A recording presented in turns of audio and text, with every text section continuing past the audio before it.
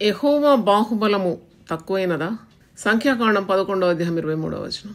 దేవుడు మోషేతో సెలవిచ్చిన మాట, నా బాహుబలము ఏమైనా తక్కువైనదా? నా మాట నెరవేరనో లేదో ఇప్పుడు చూస్తావు. ఈ మాట సందర్భం ఏమిటంటే, ఇశ్రాయేలు ప్రజలు ప్రతిరోజు వారికి దేవుడు అనుగ్రహించే మన్నా తిని విసిగి మాంసం కావాలని ఏడుస్తున్నారు.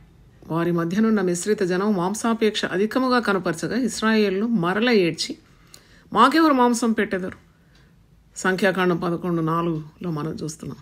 దేవుడు తన ప్రజలకు చాలా పోషక విలువలను అతి శ్రేష్టమైన ఆహారం మన్నా అనుగ్రహిస్తున్నాడు. వారు ఉదయకాలంలో దాన్ని కూర్చుకొని తినాలి. సర్వ శరీరానికి ఆరోగ్యం ఇచ్చే మన్నాతో వారు తృప్తి నొందక మాంసాపేక్ష గలవారై అరణ్యములో గుడారపు ద్వారం వద్ద ఏడుస్తూ ఉన్నారు. దేవుడు అనుగ్రహించిన దానికి స్తుతి చెల్లించడానికి బదులుగా వారు విలపిస్తున్నారు. వారు దాదాపు 6 లక్షల కాల్బలం అని వాక్యంలో ఉంది. ఇంటికి వచ్చిన ఇద్దరికి మాంసం పెట్టడానికే మనం ఎన్నోసార్లు ఆలోచిస్తాం. కానీ మోషే లక్షలాది జనానికి మాంసం ఎక్కడి నుండి పెడతాడు? కావున మోషే చాలా మనసులో నొచ్చుకుంటున్నాడు. కృతజ్ఞత లేని ప్రజలను నడిపించుట నా వల్ల కాదంటున్నాడు. ఈ సమస్త ప్రజలకు ఇచ్చుటకు మాంసము నాకెక్కడిది? వారు నన్ను చూచి ఏడ్చు, తినుటకు మాకు మాంసం ఇవ్వమని అడుగుతున్నారే. ఈ సమస్త ప్రజలను ఒంటిగా మోయడం నా వల్ల కాదు. అది నేను భరింపలేని భారము. నీవు నాకు ఇట్లు చేయదలసిన ఎడల నన్ను చంపుము. నా మీద నీ కటాక్షం వచ్చిన ఎడల నేను నా బాధను చూడకున్నట్లు నన్ను చంపుము అని ప్రార్థన చేస్తున్నాను. అంటే విసికి వేసారిపోయినాడు మోషే. తిరుగుబాటు చేసే ప్రజల నిమిత్తం ప్రభువుకు మొరపెడుతున్నాడు. ఏంటంటే, నువ్వు నన్ను చంపేసే. ఇది సంఖ్యాకాండం 11:13-15 మనం చూస్తున్నాం. 2 పర్యాయాలు అడుగుతున్నాడు, నన్ను చంపుము అని ప్రార్థిస్తున్నాడు. దేవుడు మాంసం ఇస్తానని సెలవిచ్చినా మోషే వారు తృప్తిగా తిన్నట్లు వారి నిమిత్తం గొర్రెలను పశువులను చంపవలన, వారు తృప్తిగా తిన్నట్లు సముద్రపు చేపలన్నీ వారి నిమిత్తం కూర్చోవలన అని అంటున్నాడు. సంఖ్యాకాండం 11:21-22. మోషే తన నిస్సహాయతను వెల్లడిస్తున్నాడు ఇక్కడ. అందుకు యెహోవా మోషేతో ఇట్లా, నేను యెహోవా బాహుబలం తక్కువైనదా? నా మాట నీ ఎడల నెరవేరనో లేదో ఇప్పుడు చూచేదు. సంఖ్యాకాండం 11:23. దేవుని శక్తి తక్కువ అవుతుందా?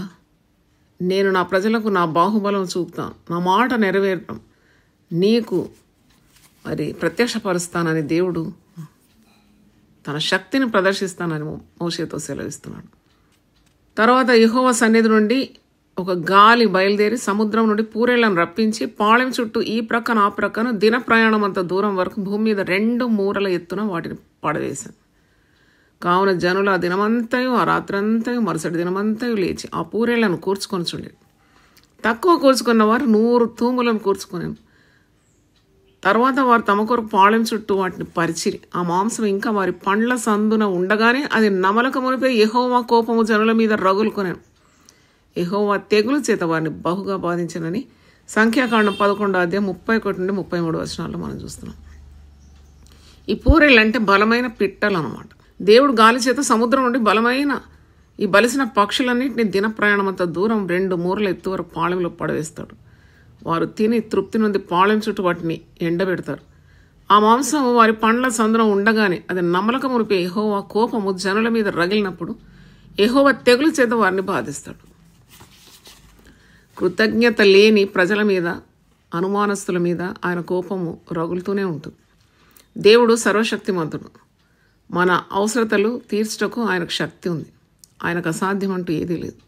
కావున మనం ఎల్లప్పుడూ దేవుని శక్తి, ఆయన బాహుబలము బట్టి ఆయనను స్తుతించాలి కానీ అనుమానించకూడదు. ఆయన సర్వ సృష్టికి మహారాజు. దేవుని ప్రతికూల పరిస్థితుల్లో ఈ మాటను ధ్యానించాలి, ఉచ్చరించాలి. కుమార్తె వివాహమని, ఆర్థిక సమస్యలని, రోగమని, పాప బంధకాలని, ఇట్లాంటి సమస్యల్లో యెహోవా యొక్క బాహుబలం స్మరణకు తెచ్చుకోవాలి. నాకు ఏదైనా భయం కలిగితే ఒకచోట నిమ్మళంగా కూర్చొని గతకాలంలో దేవుడు చేసిన మహత్కార్యములన్నీ తలంచుకుంటూ ఉంటాను. వీలున్నంత వరకు రాసి భద్రపరుస్తాను. అది ధ్యానించినప్పుడు నేను సేవించే దేవుడు ఎంతటి బలాఢ్డో, ఆయన బాహుబలం ఎంత గొప్పదో అని గమనిస్తూ ఉంటాను. ఆయన నాశనకరమైన గుంటలో నుండి, జిగటగల దొంగ ఊబిలో నుండి ఆయన మనల్ని పైకెత్తినాడు. మన పాదములు బండ మీద నిలిపినాడు. మన అడుగులను స్థిరపరిచినాడు. తనకు స్తోత్ర రూపము క్రొత్త గీతాన్ని మన దేవుడు మన నోట ఉంచినాడు అని కీర్తనలు 40:2-3 మనం చూస్తున్నాం. ఒక ఊబిలో చిక్కిన మనిషిని పైకి లేవనెత్తడం అసాధ్యం. బయటికి లాగి వాన్ని బండ మీద నిలబెట్టడం అంతకంటే అసాధ్యం. కానీ దేవునికి సమస్తం సాధ్యం. దేవుడు మనతో మాట్లాడుతున్నాడు. దేవుని బాహుబలం ఎప్పటికీ తక్కువ కాదు. నీ పరిస్థితి ఎలా ఉన్నా దేవుడు దాన్ని చక్కబెట్టగలుగుతాడు. చూడండి, ఇశ్రాయేల్ ప్రజలను నడిపించిన విధానం మనం జ్ఞాపకం చేసుకుంటే ఆశ్చర్యం కలుగుతుంది. దేవుడు గొప్పవాడు. నిన్ను పాపపు ఊబిలో నుండి కూడా పైకి లేవనెత్తగలడు. ఆయన బాహుబలం తక్కువ కాలేదు.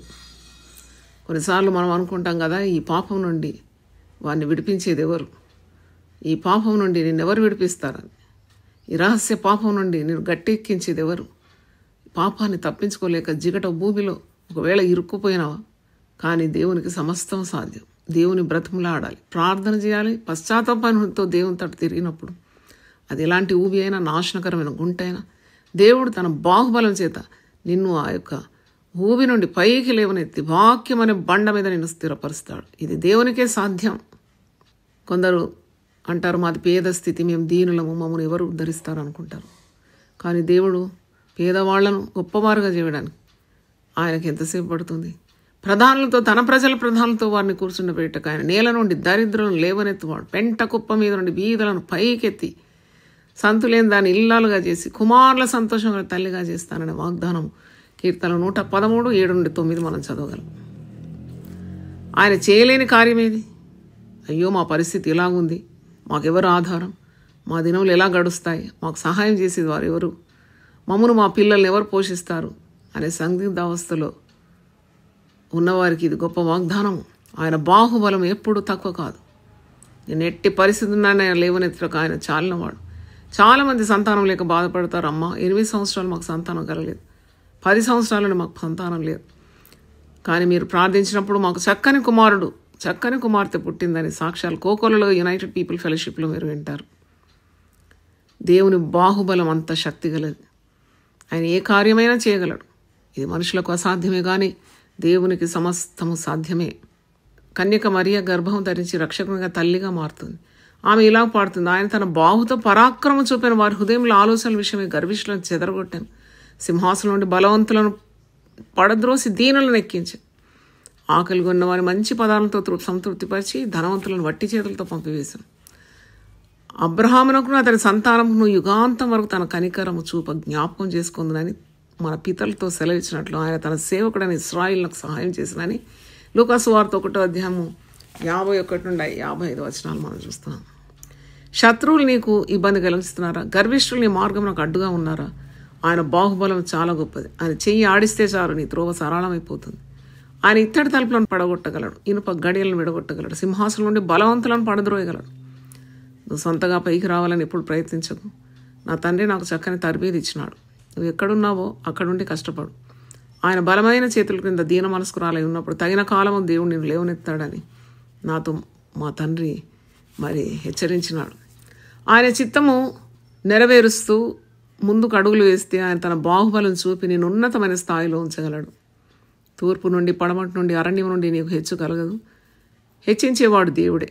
ఈరోజు ఒకవేళ నువ్వు దీన స్థితిలో ఉంటే, ఎవరు నేను గుర్తించకపోయినా, ఎవరు నేను ఆదరించకపోయినా, ఎవరు నేను ప్రశంసించకపోయినా, యెహోవా బాహుబలం నేను పైకి లేవనెత్తడానికి తక్కువ కాలేదని జ్ఞాపకం చేసుకోవాలి.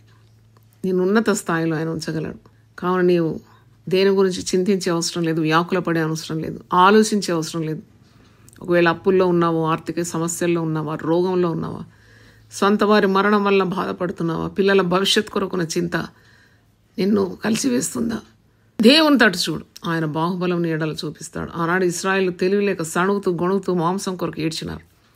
వారికి తృప్తి లేదు. వారు దేవుడిచ్చే ఆశీర్వాదాలు వెంటనే మర్చిపోతున్నారు. పరలోకంలో నేరుగా వారికి పౌష్టికాహారం మన్నా దేవుడు కురిపించినాడు, కానీ వారు అది గమనించడం లేదు. వాళ్ళు భూమి దున్నలేదు, పండించలేదు, కానీ వారికి ప్రతిరోజు ఉదయం దేవుడు మన్నా సిద్ధపరిచినాడు. వారు తృప్తిగా దీన్ని భుజించి దేవుని స్తుతించాల్సిన బదులుగా వాళ్ళు సణుగుతూ ఉన్నారు. అందుకే వారు అరణ్యంలోనే కుప్పగూలిపోయినారు. 1 కొరింథీ 10:10 వారిలో కొందరు సణిగి సంహారకం చేత నశించి వాగ్దానం చేసిన కనాను రాజ్యం చూడలేకపోయినారు. దేవుడు శక్తివంతుడు. నువ్వు ఎప్పుడు ఆయన శక్తిని తక్కువ అంచనా వేయకూడదు. ఆయన బాహుబలం గొప్పది.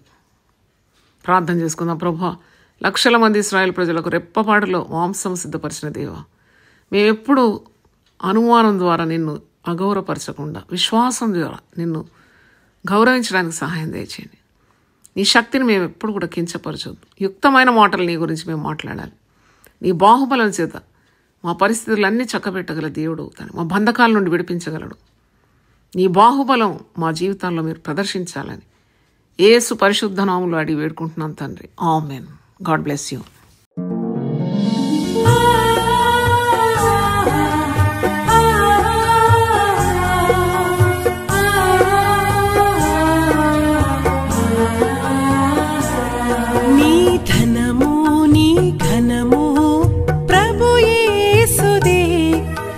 దశమా భాగము నీయ వెనుదీతువా.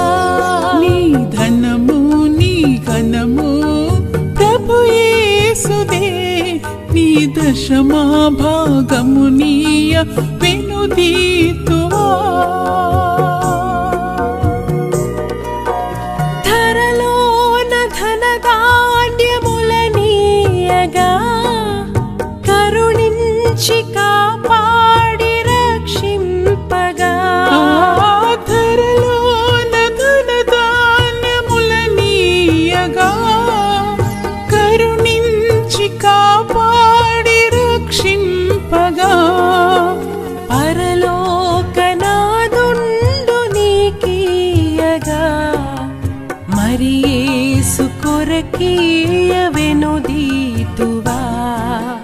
పరలోకనాథుండు నీకీయగా మరి యేసు కొరకీయ వెనుదీతువా. నీ ధనము నీ ఘనము ప్రభు యేసుదే, నీ దశమా భాగము నీయ వెనుదీతువా.